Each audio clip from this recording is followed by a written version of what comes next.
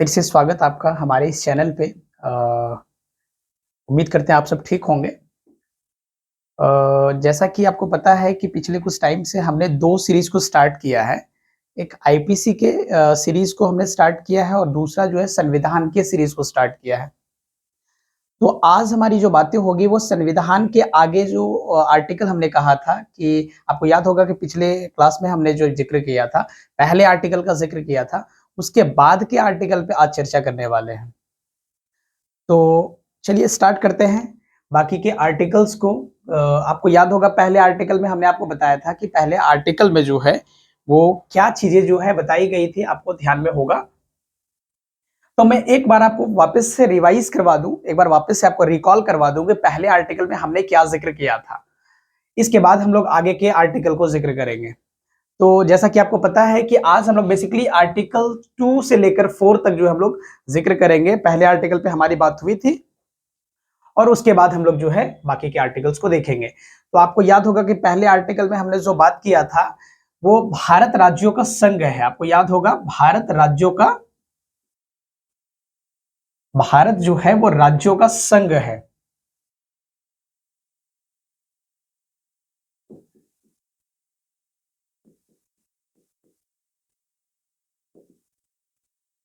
तो ये हमने पहले आर्टिकल में जिक्र किया था, आपको याद होगा। India that is Bharat, union of state. इसका मतलब भी मैंने आपको समझाया था कि मतलब जो हमारा जो राज्य है, पूरा जो हमारा भारत है, वो जो है सारे राज्यों से मिलके एक जो है संघ बनता है, यूनियन बनता है, जिसको हमने बहुत ही डिटेल में आपको बताया हुआ है। अगर आप नहीं देखे हैं तो उस क्लास को आप देख ले तो चीजें आपको क्लियर हो जाएगी।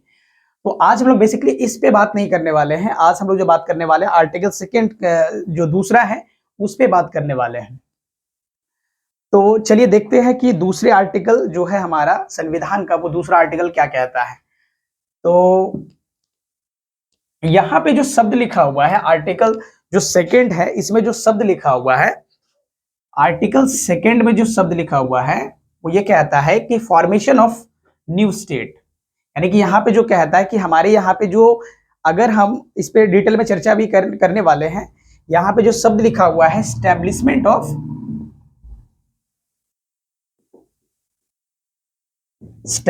ऑफ न्यू स्टेट, इसका क्या मतलब होता है। यानी कि हम दूसरा आर्टिकल, ये जो है सेकेंड आर्टिकल की बात कर रहा हूं मैं, है ना।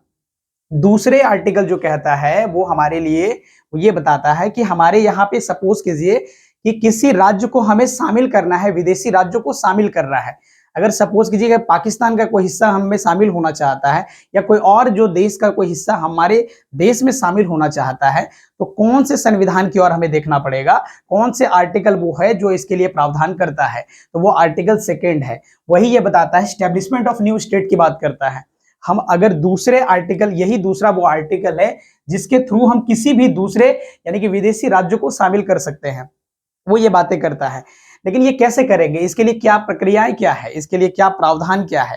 तो यहाँ पे जो हमारे यहाँ पे कहता है कि इसको करने के लिए हमें संविधान में जो है संशोधन करने की आवश्यकता नहीं है, वैसा संशोधन करने की आवश्यकता नहीं है जिससे हमें 368 की जरूरत पड़े। ये 368 क्या भी समझेंगे। हमें संविधान में कभी भी कोई संशोधन करना होता है, संशोधन का मतलब होता है कि हमें संविधान में कुछ सुधार करना। जब भी संविधान में कुछ सुधार करते हैं तो आर्टिकल 368 की हमें जो है वो उसके तरफ देखना पड़ता है। वो क्या है अभी जिक्र करेंगे थोड़ी देर में। तो यहाँ पे नए स्टेट की हम जब फॉर्मेशन करें तो हमें क्या करना पड़ता है कि हमें राष्ट्रपति से पूर्व अनुमति लेनी पड़ती है। हमें क्या करना पड़ता है कि राष्ट्रपति से हमें एक अनुमति लेनी पड़ती है, पूर्व अनुमति लेनी पड़ती है। संसद तभी जो है वो दूसरे स्टेट को शामिल कर सकता है जब राष्ट्रपति से पहले अनुमति लिया हो। तो हमें क्या करना पड़ेगा, पहले अनुमति लेनी पड़ेगी। किससे, तो राष्ट्रपति से अनुमति लेनी पड़ेगी, तो हम किसी राष्ट्र को यहाँ पे शामिल कर सकते हैं। इसका कोई उदाहरण है हमारे पास, तो हम लोग बोलेंगे कि हाँ हमारे पास उदाहरण है, एक सिक्किम करके एक राज्य है। आपको पता होगा सिक्किम करके एक राज्य है। तो ये जो सिक्किम है, ये सिक्किम जो राज्य है, ये राज्य जो है हमारे यहाँ पे शामिल हुआ था, इसी आर्टिकल 2 के तहत हम कह सकते हैं कि शामिल किया गया था। ये जो है, जो हमारे संविधान में एक संशोधन हुआ था, हमारे संविधान में एक संशोधन हुआ था, कह सकते हैं कि जो संशोधन नंबर जो है जो संशोधन नंबर है वो 35 और 36 कह लीजिए, इसके माध्यम से जो है हमने क्या किया था, सिक्किम राज्य को अपने राज्य में शामिल किया था। वो कैसे किया था, 35 और 36 क्या कहता है, इसका मतलब ये है कि हालांकि हम क्या करेंगे ना, संशोधन के बारे में भी हम लोग, क्योंकि हमारे यहाँ पे अब तक जो संविधान में जो संशोधन हुए हैं, संशोधन का मतलब होता है सुधार, संविधान में जो भी सुधार हुए हैं वो हमारे यहाँ पे लगभग 104 सुधार हो चुके हैं अब तक। तो उसके बारे में भी सीरीज में हम लोग बात करेंगे, एक एक सीरीज उसका हम लोग उसका वीडियो लाएंगे सीरीज का, जिसपे हम लोग जिक्र करेंगे डिटेल में। तो फिलहाल ये समझिए कि 35 और 36 के माध्यम से क्या किया था, संविधान में जो है ना, इसको सिक्किम को शामिल किया गया था, हमारे संविधान में सिक्किम को शामिल किया गया था। संशोधन का मतलब होता है संविधान में कुछ सुधार करना या बदलना। तो कहने का मतलब यहाँ पे कोई चीजें हमें जोड़ना हो या सुधार करना हो, तो ये सारी चीजें हम क्या कर सकते हैं, यहाँ पे संशोधन के माध्यम से ये सारी चीजें होती है। तो ये सारी चीजें आपको पता होगा कि सिक्किम जो है, जो राज्य को शामिल किया, वो हमने वो आर्टिकल सेकंड के तहत, और ये हमारा 22वां राज्य के रूप में, ये 20 यानी कि जो है 22वें राज्य के रूप में हमारे सामने आया। तो यहाँ पे जब हम इस पे बात करेंगे संशोधन पे, तो इसका जिक्र करेंगे हम लोग डिटेल में, ठीक है। तो बेसिक बातें कहता है कि स्टैब्लिशमेंट ऑफ न्यू स्टेट, यहाँ पे आर्टिकल सेकंड का मतलब आप सीधा सीधा समझिए कि किसी भी नए राज्य को हमें शामिल करना है, हमें किसी भी विदेशी राज्य को अपने राज्य में शामिल करना, अपने देश में शामिल करना है, तो हमें इसी आर्टिकल के सहायता से हमें शामिल करना पड़ेगा। क्या करना पड़ेगा, पार्लियामेंट में जो है हमें जो है क्या करना पड़ेगा, राष्ट्रपति से एक अनुमति लेते हुए पार्लियामेंट के द्वारा ये पारित किया जाएगा। उसके बाद जो है आर्टिकल 2 ये अनुमति देगा कि हमें किसी भी दूसरे राज्य को क्या करें, मतलब किसी दूसरे विदेशी राज्य को अपने राज्य में शामिल कर सकते हैं, ठीक है। तो ये आर्टिकल सेकंड कहता है। तो ये बातें आपको स्पष्ट हो गई कि ये आर्टिकल सेकंड क्या कहता है। इसी के साथ जो है आर्टिकल थर्ड पे बात करते हैं। आर्टिकल थर्ड क्या कहता है, भी देखिए इसमें जिक्र करेंगे। ये क्या है, संशोधन की प्रक्रियाएं, हमें संशोधन, ये जो आप देख पा रहे हैं संशोधन कैसे होता है, इसके बारे में जिक्र करेंगे थोड़ी देर में, ठीक है। यहां पे इसके बाद अगर बात करें तो यहां पे आर्टिकल थर्ड क्या कहता है, आर्टिकल थर्ड जो है वो किस तरह की बातचीत करता है। तो यहां पे पहले जो शब्द लिखा वो पहले आपको मैं बता दूं, आर्टिकल थर्ड जो कहता है, यहां पे कहता है formation of new state, formation of new states and alteration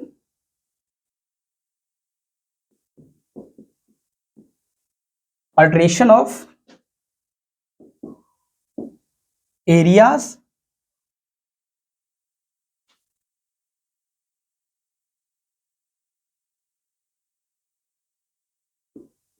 and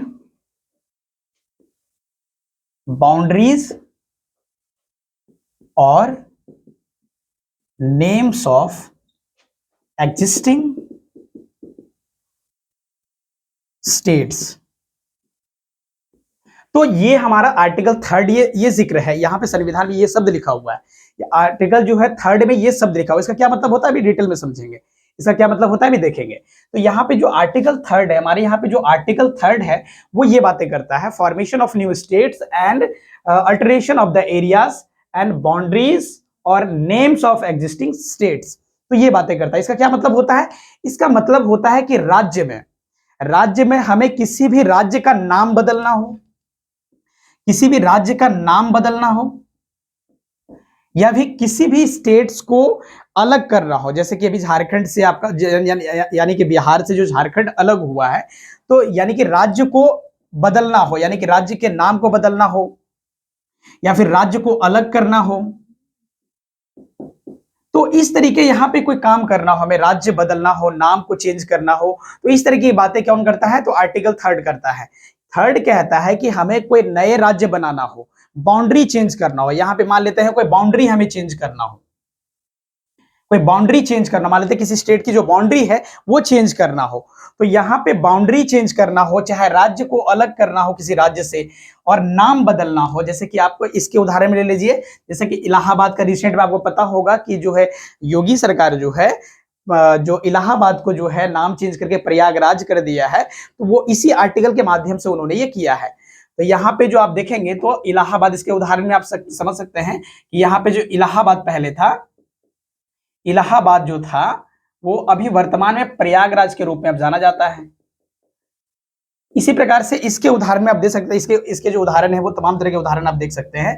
जैसे कि मैं आपको बात करूं तो बिहार से झारखंड, आपको पता होगा, जैसे कि यहाँ पे मध्य प्रदेश से छत्तीसगढ़, मध्य प्रदेश से छत्तीसगढ़ हो गया। और आप देख सकते हैं कि ऐसे और भी उदाहरण आपको मिल जाएंगे। जैसे कि मैं बात करूं तो आंध्र प्रदेश से जो है तेलंगाना का अलग होना।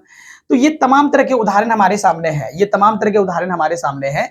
आर्टिकल 3 कहता है कि किसी भी राज्य का क्या है, फॉर्मेशन जो होगा, किसी भी नए राज्य का हम फॉर्मेशन कर सकते हैं, किसी भी नए राज्य का फॉर्मेशन कर सकते हैं, है ना, और नाम बदल सकते हैं, और जो है उसके बाउंड्री को चेंज कर सकते हैं। तो ये कौन कहता है? आर्टिकल 3 कहता है। इसके लिए भी हमें क्या करना पड़ेगा? राष्ट्रपति से पूर्व अनुमति लेना पड़ेगा। जो हमारे यहाँ पे प्रेसिडेंट हैं, जो राष्ट्रपति हैं, उनसे क्या करना पड़ेगा? अनुमति लेना पड़ेगा। पहले अनुमति लेना पड़ेगा हमें राष्ट्रपति से। तो राष्ट्रपति से यहाँ क्या करना पड़ेगा? अनुमति लेनी पड़ेगी। ठीक है। और इसके लिए क्या करना पड़ता है? तो संविधान में कोई खास बहुमत की जरूरत नहीं पड़ती है, साधारण बहुमत से ये पास हो जाता है। जैसे कि जैसे आर्टिकल 2 में भी सेम है कि आर्टिकल 2 में भी क्या होता है कि वहां पे साधारण बहुमत से हम क्या कर सकते हैं? किसी दूसरे राज्य, किसी विदेशी राज्य को अपने राज्य में शामिल कर सकते हैं। केवल 50% का बहुमत चाहिए, 50% प्लस 1 कह लीजिए। इसके बहुमत से आसानी से हम क्या कर सकते हैं? शामिल कर सकते हैं। जैसे कि 50% क्या मतलब हुआ? यानी कि 545 सीटों में, जैसे कि हमारे यहाँ पे क्या है, 545 सीटें हैं, 545 सीटें वर्तमान में हमारे यहाँ पे जो है लोकसभा में है। तो इसकी आधी सीटें जो है, आधी सीटें भी अगर रहेगी तो आसानी से जो है कोई मतलब इसको बदलाव कर सकता है, कोई बदल सकता है। तो सिंपल सी बात है, इसके लिए गवर्नमेंट को जो है, सरकार को बहुत ज्यादा एफर्ट लगाने की आवश्यकता नहीं है, बहुत ज्यादा जो है मेहनत करने की आवश्यकता नहीं, आसानी से ये हो जाता है, आसानी से जो आप बदल सकते हैं। ठीक है। तो यहां पे आप समझ सकते हैं, यहां भी क्या करना पड़ता है? पूर्व अनुमति लेनी पड़ती है। उसी प्रकार से मैं वहां पे पिछले जो है आर्टिकल 2 में लिखना भूल गया था कि जो है वहां भी पूर्व अनुमति लेंगे राष्ट्रपति से, और साधारण बहुमत के साथ ये क्या हो जाता है? पास हो जाता है। इसके लिए बहुत ज्यादा एफर्ट लगाने की आवश्यकता नहीं है। ठीक है। तो ये आर्टिकल 3 कहता है। आर्टिकल 3 क्या कहता है? कि formation of new states and the alteration of the areas, boundaries और names of the existing states. यानी कि हमें क्या करना होगा? किसी भी राज्य का नाम बदलना हो, किसी भी बाउंड्रीज को चेंज करना हो, किसी राज्य के बाउंड्रीज को चेंज करना हो, या फिर किसी राज्य को अलग करना हो। ये राज्य के अंदर की बात हो रही है, मैं यहाँ पे विदेशियों का जिक्र नहीं कर रहा हूं। यहाँ पे अपने जो भारत में जितने सारे स्टेट है उसके साथ जो है उथल पुथल हो सकता है, उसके नाम बदल सकते हैं, राज्य को अलग कर सकते हैं, बाउंड्री को चेंज कर सकते हैं। ये राज्य की बात है, ये भारत में जितने सारे स्टेट हैं उसके अंतर्गत ये बातें हो रही है। ठीक है। जैसे आर्टिकल 2 में ये नहीं था। आर्टिकल 2 में क्या था? आर्टिकल 2 में हमें सीधा ध्यान रखना है, वो विदेशियों के लिए है। विदेशी राज्यों को अगर अपने राज्य में शामिल करते हैं तो आर्टिकल दूसरे की ओर हमें देखना पड़ता है। लेकिन यहाँ पे क्या है? हमें कोई अपने राज्य में क्या करना है? नाम बदलना हो, राज्य को जो है अलग करना हो, इसके लिए आर्टिकल 3 की आवश्यकता पड़ती है। ठीक है। तो ये बात आपको समझ में आ गई। इसके लिए क्या करना पड़ता है? यहाँ पे पूर्व अनुमति, राष्ट्रपति की पूर्व अनुमति की आवश्यकता होती है। ठीक है। जैसे कि मैंने आपको पिछले आर्टिकल में कहा भी, आर्टिकल 2 में भी सेम बातें होती है। आसानी से ये पास हो जाता है, आसानी से। इसके लिए बहुत मुश्किल नहीं होती है। आप पार्लियामेंट में जाएंगे तो आसानी से कोई भी जो सामान्य सीट से भी गवर्नमेंट अगर कोई साधारण बहुमत से भी कोई गवर्नमेंट अगर बना हो तो वो भी आसानी से ये काम को कर सकता है, उसके लिए बहुत ज्यादा बाधाएं नहीं आती है। ठीक है। तो ये आर्टिकल 3 कहता है। तो इसी प्रकार से आप देखते हैं आर्टिकल 4। आर्टिकल 4 क्या कहता है? ठीक है। तो यहां तक मेरे ख्याल से आपको बातें स्पष्ट हुई। ये सारे उदाहरण हैं, ये आर्टिकल 3 के। जैसा कि मैंने आपको कहा, आर्टिकल 2 के उदाहरण क्या थे? वो सिक्किम वाला हमने आपसे कहा है। तो इसके बाद हम लोग देखते हैं आर्टिकल 4 में क्या कहता है। आर्टिकल 4 जो है किस तरह की बातचीत करता है?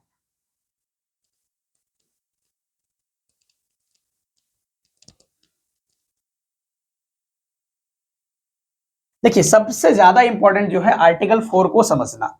हम जो आर्टिकल अभी जस्ट जो है आर्टिकल जो 2 और 3 को जो समझे हैं, तो ये 2 और 3 को समझने के लिए हमें और भी विस्तार से आर्टिकल 4 को समझना जरूरी है। तो आर्टिकल 4 ऐसा क्या कहता है? आर्टिकल 4 में ऐसा क्या है? आर्टिकल 4 कहता है कि जो हमारा आर्टिकल दूसरा और तीसरा है, जो आर्टिकल 2 और 3 है, उसको क्या है? आर्टिकल 368 से बाहर रखा गया। अब इसका क्या मतलब होता है? ये जो आर्टिकल 2 और 3 है, इसको आर्टिकल 368 से बाहर रखा गया है। अब ये क्या होता है,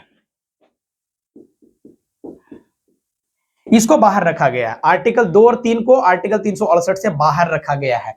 अब इसका क्या मतलब होता है, ये संकेत करना चाह रहा है, देखिए हमारे संविधान में, पहले इसको समझ लेते हैं। अब हमारे संविधान में किसी भी संविधान का संशोधन करना हो, हमें संविधान में कोई छेड़छाड़ करना हो, संविधान में किसी तरह का कोई बदलाव करना हो, तो हमें आर्टिकल 368 की ओर ध्यान देना होगा। आर्टिकल 368 ही वो आर्टिकल है जिसमें यह क्षमता है कि हमारे संविधान में किसी भी चीजों को बदला जा सकता है। किसके सहायता से, तो आर्टिकल 368 के सहायता से, यानी कि यह संशोधन की प्रक्रिया को बताता है, यानी कि संविधान में जो सुधार होंगे उसके प्रक्रिया को यह बताता है, 368 बताता है। कैसे बताता है, ये कितने प्रकार का होता है, देखिए सामान्यता ये दो प्रकार का होता है, सामान्यता ये दो प्रकार का होता है, लेकिन यहां पे एक तीसरे प्रकार को भी जोड़ेंगे। देखिए यहां पे 368 दो प्रकार का होता है, संविधान संशोधन ये दो प्रकार का क्या है, तो पहला होता है जिसको बोलते हैं साधारण, यानी कि जो है विशेष बहुमत,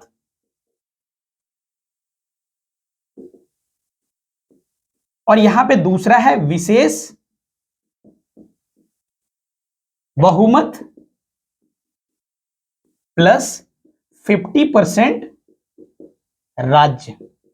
अब इसका क्या मतलब होता है, देखिए, और एक इसका और भी जब जो कि 368 में नहीं है लेकिन संशोधन के प्रक्रिया में वो आता है, जिसको हम लोग कहते हैं साधारण बहुमत। साधारण बहुमत, अब क्या मतलब होता है इसका, देखिए इन तीनों को हमें बेसिकली समझना है, फिर आपको ये आर्टिकल 2 और 3 में क्या बातें जो स्पष्ट की गई है वो बातें आपको समझ में आ जाएगी। देखिए यहां पे आर्टिकल 2 और 3 जो कहता है, हमारे यहां पे 2 और 3 क्या कह रहा था कि यहां पे कोई भी संविधान आसानी से जो है यहां पे सुधार, वहां पे जो है हम किसी विदेशी राज्य को अपने में शामिल कर रहे हैं या हम अपने राज्य के अंदर बाउंड्री चेंज कर रहे हैं, नाम चेंज कर रहे हैं, उसके लिए बहुत ज्यादा हमें ये ना साधारण बहुमत की जरूरत थी। वहां पे ना 50%, यहां पे लिख लीजिए 50% प्लस 1, यहां पे आप यहां पे 2/3 यहां पे मान लीजिए, और यहां पे 2/3 प्लस में आप कह लीजिए 50% राज्य। अब ये 2/3 क्या होता है, यानी कि जो है हमारे यहाँ पे संविधान जितने सारे, यानी संविधान में जितने सारी सीटें हैं उसका 2/3, संविधान में जितनी सीटें हैं उसकी 2/3, तो अभी समझेंगे ये क्या होता है। तो यहाँ पे अगर सिंपल सा अगर फिगर लेना, सिंपल से 2/3 का क्या मतलब होता है, सिंपल सा फिगर ले जिसको अगर समझने में आसानी होगा आपको, तो यहाँ पे देखिए मान लेते हैं अगर कोई 99 मान लेते सीट होता, तो 99 का 66 व्यक्ति जो है यहाँ पे 2/3 कहलाएगा। समझ पा रहे हैं, उदाहरण के लिए उसी प्रकार से 545 का आप जोड़ लीजिए कि उस हिसाब से यहाँ पे 2/3 हमें क्या चाहिए, तो यहाँ पे सीटें चाहिए, ठीक है। यानी कि बहुमत जो है ये इतना होना चाहिए तभी जाके कोई परिवर्तन हो सकता है। इसका क्या मतलब होता है, इसका मतलब सिंपल सा होता है कि संविधान में किसी भी प्रकार का कोई बदलाव करना हो, संविधान में किसी प्रकार का हमें कोई छेड़छाड़ करना हो, तो यहां पे क्या करना पड़ेगा, हमें यहां पे इस तरह का बहुमत का जरूरत पड़ेगा, यानी कि 2/3 जो है कम से कम, यानी कि 66%, 66.66% जो है हमें आवश्यकता पड़ेगी अपने संविधान में किसी भी चीज को, नई चीज को लाने के लिए या बदलने के लिए, और उससे भी कोई बड़ा परिवर्तन कर रहे हैं, उससे भी कोई बड़ा परिवर्तन कर रहे हैं, तो यहां पे 66% तो चाहिए, इसके साथ साथ 50% राज्य, यानी कि आधे राज्य का जो है विधानमंडल से जो है कानून पास होना चाहिए, तब जाके ये बात बनेगा। तो यहां पे बोला गया है, अभी इसके उदाहरण में क्या होता है, जैसे कि यहां पे अगर मान लेते कोई बड़ा परिवर्तन, जैसे यहां पे आपको पता होगा एक हमारे यहाँ पे 370 आर्टिकल 370 को हटाया गया था, जिसमें आर्टिकल 370 क्या कहता है, आर्टिकल 370 कहता है, आर्टिकल 370 कहता है कि हमारे यहाँ पे जो है, जो कश्मीर को जो विशेष राज्य का दर्जा दिया गया था वो इसी आर्टिकल के थ्रू दिया गया था। तो ये बहुत बड़ा परिवर्तन है एक प्रकार से। तो यहाँ पे इस परिवर्तन को करने के लिए हमें इसकी सहायता लेनी पड़ी थी, हमें जो है विशेष बहुमत की सहायता लेनी पड़ी थी, तब जाके ये परिवर्तन हो पाया था, ठीक है। तो यहाँ पे आप समझ पा रहे कि इसका क्या महत्व है, यानी कि कोई हमें परिवर्तन करना हो, जैसे हमने बताया ना 370 आर्टिकल जो है ये जो बदला था, 370 जो आर्टिकल जो है जो चेंज किया गया था मोदी जी के गवर्नमेंट में, वो कैसे हुआ था, 2019 में ये जो बदलाव आया था, इसको जो हटाया गया था वो कैसे हटा था, तो इसी आर्टिकल यानी कि इसी बहुमत के सहायता से ये हटाया गया था, इसी बहुमत के सहायता से ये हटाया गया था। यानी कि आप समझ सकते हैं कि इसका क्या महत्व है, जब तक 66% वोट नहीं होगा आपके पास, पार्लियामेंट में इतना वोट आपके पास नहीं है, तब जाके आप क्या, तब तक जो है आप सीट को नहीं बदल सकते, यानी कि किसी भी आर्टिकल में छेड़छाड़ नहीं कर सकते हैं। तो यहाँ पे चूंकि उनके पास बहुमत था, उनके पास जो है बहुमत थी, जिसके वजह से ये क्या हो गया, उन्होंने ये पास कर लिया। ठीक है, तो ये बात आपको समझ में आ गया विशेष बहुमत का क्या मतलब होता है। उसी प्रकार से यदि उससे भी बड़ा कोई परिवर्तन हो रहा है जिससे सारे राज्य प्रभावित हो रहे हैं, जिससे सारे राज्य प्रभावित हो रहे हैं, तो यहां पे हमें इसकी आवश्यकता पड़ेगी, विशेष राज्य प्लस जो है 50% राज्य। जैसा कि यहाँ पे जीएसटी, इसके उदाहरण में क्या आ जाएगा, जीएसटी। जीएसटी क्या था, जीएसटी एक ऐसा कानून था जिससे राज्य ने दावा किया, बहुत सारे राज्यों ने दावा किया, ये जीएसटी आने के बाद हमारे राज्यों को घाटा हो जाएगा, टैक्स में जो है काफी सारा नुकसान हो जाएगा। तो जबकि ये जब किया गया था तो राज्यों ने ये दावा किया था कि बहुत सारा नुकसान हमारा होगा, तो बदले में केंद्र सरकार ने कहा था यदि आपको नुकसान होता है तो अगले 5 साल तक आपको क्या दिया जाएगा, मुआवजा दिया जाएगा, यानी कि जो है कंपनसेशन दिया जाएगा।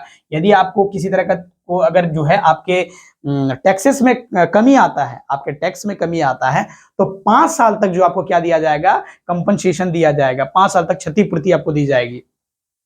5 साल तक जो है क्षतिपूर्ति की बात की गई थी कि यहाँ पे यदि नहीं आपको दिक्कतें आता है, यदि आप टैक्स जो है पहले से कम हो गया अगर आपका, तो हम क्षतिपूर्ति कर देंगे। ये कौन कहता है, तो केंद्र कहता है। इसके लिए क्या करना पड़ता है, तो इतने बड़े परिवर्तन के लिए हमें यह कदम उठाना पड़ता है कि यदि हम बहुत बड़े कदम उठा रहे हैं, तो 2/3 प्लस जो है 50% राज्य की आवश्यकता पड़ेगी, यानी कि 66% पार्लियामेंट से तो चाहिए, 66.6% जो है पार्लियामेंट से वोट चाहिए, लेकिन साथ ही साथ जो है यहाँ पे 50% राज्य, यानी कि आधे राज्य में विधानमंडल जो होते हैं वहां से जो है पार्लियामेंट, वहां के जो है विधानमंडल से ये पास होने चाहिए, तब जाके ये बात बनेगा।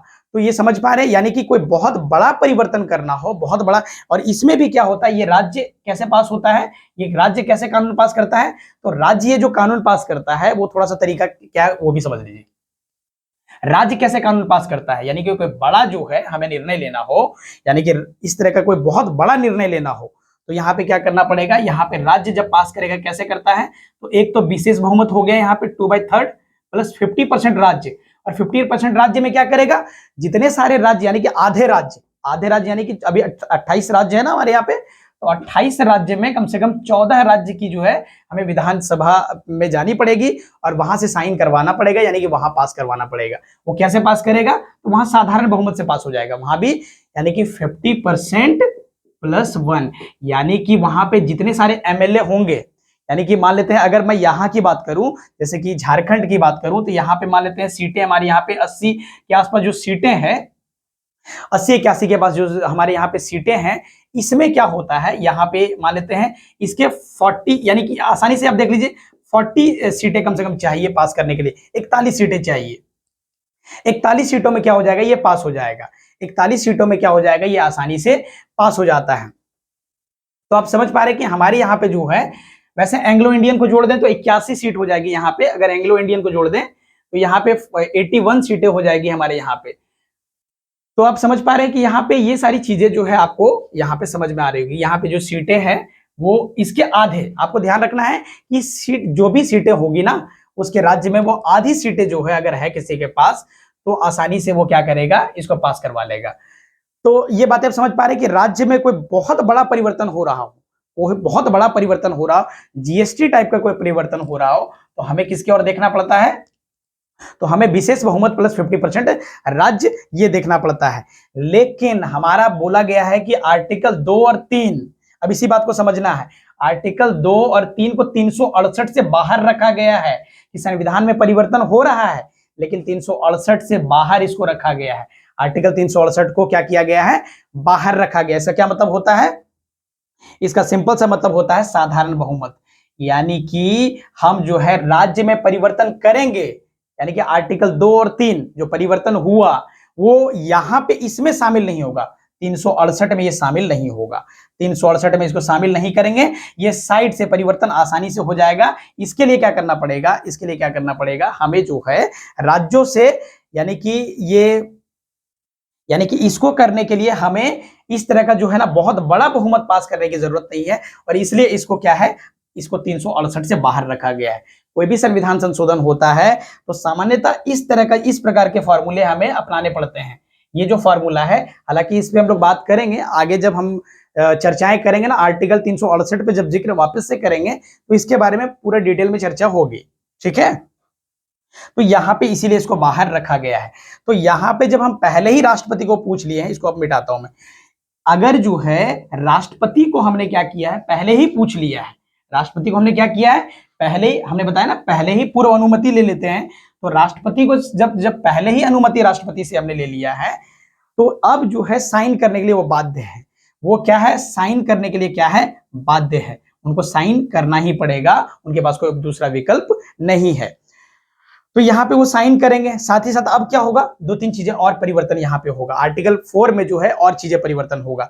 जो हमारे यहाँ पे सूची जो है, जो हमारे यहाँ पे टोटल 12 सूचियां, सूचियां क्या होता है, सूची का सिंपल सा मतलब होता है कि जब हम संविधान में कोई चीजें लिखते हैं, अब चूंकि हमारा संविधान बहुत बड़ा है तो अब क्या है, सारी चीजों को उसमें समाना अब वैसे भी बड़ा मुश्किल हो जाता है। जैसे कि मैं अगर बात करूं तो जैसे कि पहला जो हमारी सूची है, पहला अनुसूची जो हमारा है, उसमें जितने सारे स्टेट है उसका नाम लिखा हुआ है, जितने सारे स्टेट हैं उसका नाम लिखा हुआ है, यूटीज का नाम लिखा हुआ है, यानी यूटीज का मतलब यूनियन टेरिटरीज, केंद्र शासित प्रदेश। मैंने बताया था इसके बारे में पिछले कक्षा में, आप देखिएगा, इसको डिटेल में मैंने चर्चा किया है इसके बारे में। तो यहाँ पे जितने सारे हमारे यूटीज हैं यानी कि यूनियन टेरिटरीज हैं, इन सबों का जिक्र यहाँ पे पहली अनुसूची में जिक्र है। ठीक है, तो ये हमने सूची बना दिया, अनुसूची बना दिया, ताकि जो है सारा संविधान में ही ना रहे। ऑलरेडी हमारा संविधान बहुत बड़ा है, हम देखें तो पूरे दुनिया में सबसे बड़ा लिखित संविधान हमारे भारत का ही है।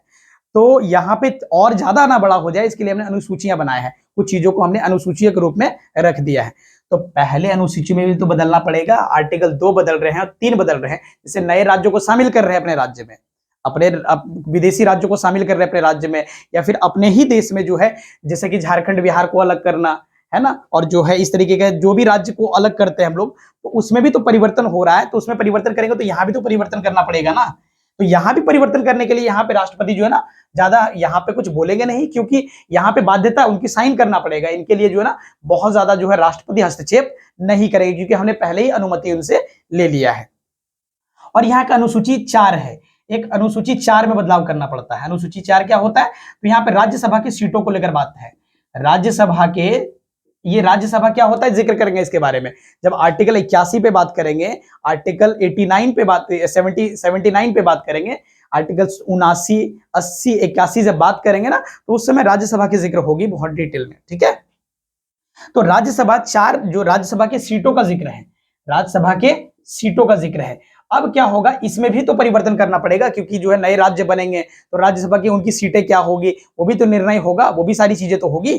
तो यहाँ पे क्या होगा, इन सारे जगह पे बदलाव हमें करने पड़ेंगे। यदि हम आर्टिकल 2 और 3 में बदलाव करते हैं तो इन सारे अनुसूचियों में भी हमें बदलाव करना पड़ेगा, इन सारे अनुसूचियों में भी हमें बदलाव करना पड़ेगा। ये बातें आपको बेसिकली ध्यान रखना है। राष्ट्रपति को यहाँ पे बाध्यता है साइन करने के लिए, क्यों, क्योंकि ऑलरेडी हमने पहले ही राष्ट्रपति से पूछ लिया है, हमने पहले ही राष्ट्रपति से पूछ लिया है कि हम ये सारे काम को करने जा रहे हैं।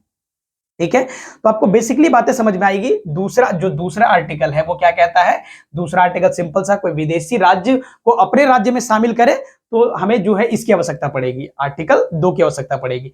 यदि हम अपने राज्य के भीतर ही किसी राज्य को अलग कर रहे हैं, किसी राज्य को राज्य से अलग कर रहे हैं, तो उसके लिए आर्टिकल 3 देखना पड़ेगा। कोई नाम बदल रहे हैं, राज्य का नाम बदल रहे हैं, तो यहां भी इसको आर्टिकल 3 को देखना पड़ेगा। समझ पा रहे हैं, तो इस तरीके जो है यहाँ पे आर्टिकल हमें देखने पड़ेंगे। उसी प्रकार से आर्टिकल 4 में क्या है, आर्टिकल 4 में सिंपल सा कहता है कि आर्टिकल 2 और 3 को जो है 368 से बाहर रखा गया है। 368 से क्यों बाहर रखा गया है, क्योंकि 368 में वो चीजें आती है जब बहुत खास परिवर्तन करना होता है, बहुत बड़ा परिवर्तन करना होता है। तो जब बहुत बड़ा परिवर्तन करना होता है तो आर्टिकल 368 का जरूरत पड़ता है। ये बहुत बड़ा परिवर्तन यहाँ पे माना गया है, इसको सामान्य परिवर्तन माना गया है, जो कि इसको क्या है 368 से बाहर रखा गया है। ये जो सामान्य बहुमत से हो जाता है, ये क्या होता है, सामान्य बहुमत से पास हो जाता है, सामान्य बहुमत से ये पास हो जाता है। कितना चाहिए सीट, तो 50% प्लस 1। लोकसभा में जो है 50% प्लस 1 जो है आसानी से, अगर आपके पास सीटें हैं तो ये आसानी से क्या हो जाता है, पास हो जाता है। आपके पास संसद में, पार्लियामेंट में इतनी सीटें हैं, यानी कि मान लेते हैं अगर जैसे 545 है ना, तो 545 का मान लेते हैं जैसे कि 200, यहाँ पे 273 के आसपास आपकी सीटें हैं, 273 के आसपास आपकी सीटें हैं, तो आसानी से आप क्या करेंगे, पास कर लेंगे। 273 के आसपास सीटें हैं तो आसानी से पास कर लेंगे, इसके लिए बहुत ज्यादा मुश्किल नहीं होता है। ठीक है, तो आप आसानी से समझ पा रहे हैं कि इतनी सीटें आपके पास है तो आसानी से इसको पास कर लेंगे, इसके लिए विशेष बहुमत की जरूरत नहीं है। लेकिन अगर बहुत बड़े काम करें, कोई आर्टिकल को बदल रहे हैं, तो उसके लिए विशेष बहुमत की आवश्यकता है। विशेष बहुमत का मतलब 2/3 की आवश्यकता पड़ेगी आपको। जैसे कि मैंने आपको बताया कि लगभग 66.6% आपको जरूरत पड़ेगा उसको बदलने के लिए। तो ये बात आपको स्पष्ट हो गई होगी कि ये किस तरीके से सारा परिवर्तन होता है। जैसे और भी बड़े परिवर्तन कर रहे हैं जिसमें संघीय ढांचा जो है, संघीय ढांचा प्रभावित होता हो, पूरे देश का स्ट्रक्चर उससे प्रभावित होता हो, तो उसके लिए हमें क्या करना पड़ेगा, विशेष बहुमत प्लस 50% राज्य, 50% राज्य वो कैसे पास करेगा, तो 50% प्लस 1। इसका क्या मतलब होता है, तो जितने सारे राज्य हैं, विधानसभा है, विधानसभा में जितने सारे एमएलए हैं उसके आधे एमएलए भी जो है अगर सपोर्ट में है तो यहां पे ये कानून पास हो जाएगा। तो आसानी से ये पास हो जाता है, यहां पे राज्यों में आसानी से पास हो जाता है, लेकिन यहां पे केंद्र में पास करना थोड़ा सा मुश्किल हो जाता है। लेकिन हाँ, ये कर सकते हैं, कौन कर सकते हैं, जिनके पास बहुत सारी बहुमत हो, यानी कि जो है मेजोरिटी में सत्ता में हो वो। जैसे बीजेपी ये की ना, तो बीजेपी क्या है, यहाँ पे जो है उनके पास जब ये कानून जब आया था, जीएसटी लगभग 2017 के आसपास जब आया था, तो उनके पास राज्य भी उनके कंट्रोल में थे, ढेर सारे राज्य उनके कंट्रोल में थे, जो कि आसानी से उन्होंने ये काम कर लिया। सामान्यतः जो है ये अगर सरकारें बहुमत में ना हो, राज्य में उनकी पकड़ ठीक ना हो, तो ये मुश्किल होता है।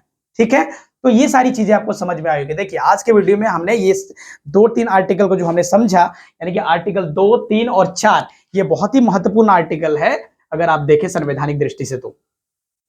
तो बाकी के वीडियो को अब जो है नेक्स्ट वीडियो जो हमारा इसके बाद आएगा, आर्टिकल उसके बाद का जो जिक्र करेंगे, बहुत इंपॉर्टेंट आर्टिकल इसके बाद आने वाला है, नागरिकता। देखिए इसके बाद का जो आर्टिकल आएगा नागरिकता, नागरिकता का मतलब होता है सिटीजनशिप। हमारे देश में किसी को सिटीजनशिप कैसे मिलता है, हमारे यहाँ पे कोई नागरिक कैसे हो सकता है, कौन नागरिक है, ये सारा जो है वो बात करेगा आर्टिकल 5 से लेकर 11, जिसको हम लोग नेक्स्ट वीडियो में, नेक्स्ट क्लास में उसको हम लोग बहुत डिटेल में चर्चा करने वाले हैं। उसमें क्या होगा, कोई विदेशी को हम नागरिकता कैसे दे सकते हैं, उसकी क्या प्रक्रियाएं होगी, वो सारी बातें जो है उसमें लिखी हुई है। जैसे कि सोनिया गांधी हमारे यहाँ पे, जो कि एक तो फॉरेनर है, वो एक इटालियन है, वो एक इटली के जो है लेडी हैं, लेकिन अभी भारतीय वो नागरिकता उनके पास है, तो ये कैसे पॉसिबल हो पाया, ये हमारे लिए संविधान में कहाँ कहाँ क्या प्रावधान है, तो इसके बारे में बहुत डिटेल में चर्चा करेंगे इसके बाद के, इसके अगले वीडियो में। ठीक है, तो आज के वीडियो में इतना ही, इसके बाद के वीडियो को बहुत डिटेल में चर्चा करेंगे। Thank you so much.